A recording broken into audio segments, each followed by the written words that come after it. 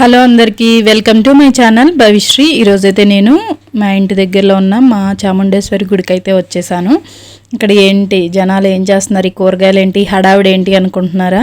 ఆషాఢ మాసం కదా, అమ్మవారిని అయితే శాకంబరి దేవిగా అలంకరిస్తారు. దానికోసం అయితే భక్తులు కూరగాయలు తీసుకొచ్చారు, వాటిని దండలుగా అయితే గుచ్చుతున్నారన్నమాట. అసలు ఈ ఆషాఢ మాసంలోనే ఇలా ఎందుకు చేస్తారు, ఇలా కూరగాయలు ఆకుకూరలతోనే ఎందుకు అలంకరిస్తారు అన్నది అయితే చిన్న కథ అయితే ఉంది. అది మీతో వివరిద్దాం అనుకుంటున్నాను. మీకైతే అసలు ఏంటంటే పూర్వకాలం దుర్గముడు అనే ఒక చెడ్డవాడైతే ఉండేవాడు అన్నమాట. వాడు రాక్షసుడు. అతను ఏమనుకున్నాడంటే వేదాలన్నీ తను సొంతం చేసేసుకుందాము, వేదాల ద్వారానే దేవతలు వాళ్ళు శక్తివంతులుగా ఉన్నారు, వాటిని మనం తీసేసుకుంటే వాళ్ళు శక్తిహీనులు అయిపోతారు, నాశనం అయిపోతారు అన్న ఉద్దేశంతో హిమాలయాలకు వెళ్ళి ఘోర తపస్సు అయితే చేసేస్తాడనమాట. కొన్ని సంవత్సరాలు అలా చేసేసరికి బ్రహ్మ అయితే ప్రత్యక్షమయ్యి నీకు ఏం వరం కావాలో కోరుకునేసరికి వేదాలన్నీ నా సొంతమే అవ్వాలి, వాటిని ఎవరు పఠించకూడదు, బ్రాహ్మణులు మంత్రాలు చదవకూడదు, ఏమీ చేయకూడదు అనేసరికి సరే అని వరం ఇచ్చేస్తాడు. ఆ వరం పొందిన దుర్గముడు తర్వాత నుంచి ఇంకా దేవతలు వేదాలవి చదవక అది ఆ శక్తి అది రాక వాళ్ళు శక్తిహీనులు అయిపోతారు.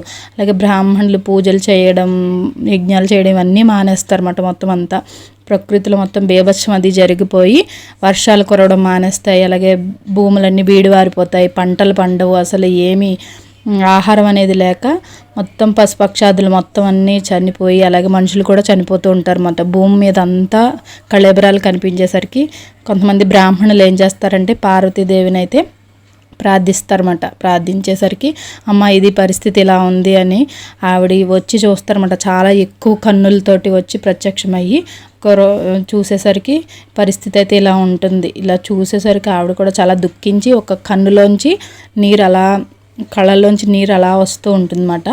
వస్తే అది అలా ఏకంగా 9 రోజులు అలా కారుతూనే ఉంటుంది. అలా కారిన నీరుతో మొత్తం నదులు, సరస్సులు, చెరువులు మొత్తం అన్నీ నిండిపోతాయి అన్నమాట. ఇలాగా వాళ్ళు వ్యవసాయం చేసుకోవడానికి కొంచెం టైం అయితే పడుతుంది కదా. ఆ బీడుబారిన భూమితోటి వ్యవసాయం చేయాలంటే ఈలోగా అమ్మవారు ఒక వృక్ష రూపంలో అక్కడ ప్రత్యక్షమయ్యి వారికి కావాల్సిన ఆహారాన్ని అన్నీ అందిస్తుందన్నమాట. ఫలాలు, కూరలు మొత్తం అన్నీ అందిస్తే అలా శాకాంబరి అలంకారం అయితే ఆవిడ అవతారం అయితే ఎత్తుతారన్నమాట. అప్పటి నుంచి ఆషాఢ మాసంలోనే కదా వర్షాలు కురవడం ఏంటి, పంటలు బాగా పండడం ఈ ఆషాఢ మాసంలోనే జరుగుతాయి కాబట్టి అప్పటి నుంచి అమ్మవారిని శాకాంబరి దేవిగా అలంకరిస్తారన్నమాట. అది అప్పటి నుంచి అలా వస్తుంది. తర్వాత అమ్మవారు వేరే అవతారాలు దుర్గాదేవి ఇంకా చాలా రకాల అవతారాలు ఎత్తి దుర్గముని అనే రాక్షసుని కూడా సంహరిస్తారన్నమాట. ఇలా అయితే దీని వెనుకున్న కారణం, అందుకే ఆషాఢ మాసంలోనే ఇలా అమ్మవారిని శాకాంబరి దేవిగా అయితే అలంకరిస్తారు. ఇక్కడైతే భక్తులు చక్కగా అలంకరించేస్తున్నారు. నాకు తెలిసిన కథ అయితే మీతో చెప్పాను. మీకు నచ్చితే కనుక ఒక లైక్ అయితే చేసేయండి. ఇలా చక్కగా వెళ్ళి కబుర్లు చెప్పుకుంటూ వెనకాలైతే మీకు వినిపించలేదు కానీ గుళ్ళో అలా లలిత సహస్రనామాలు అలా భక్తి పాటలు అయితే వస్తున్నాయి. వాటిని వింటూ చక్కగా కబుర్లు చెప్పుకుంటూ జనాలు అయితే ఇలాగా మొత్తం వారి సహాయ సహకారాలు అయితే చక్కగా అందించారు.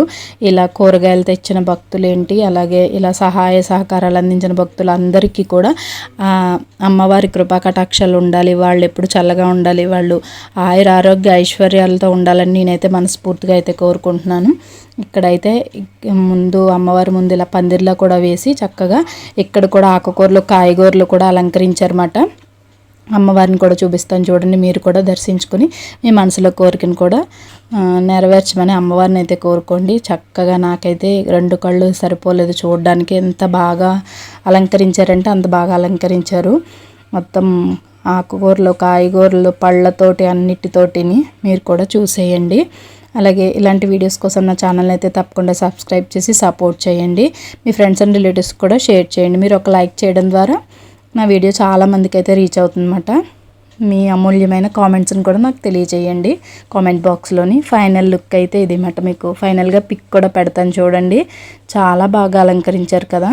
మీరు కూడా చక్కగా అయితే దర్శనం చేసేసుకోండి. నేను కూడా గుడికి వచ్చేసి అమ్మవారిని అయితే దర్శనం చేసుకుంటున్నాను. అలాగే మీకు కూడా చూపించేస్తున్నాను.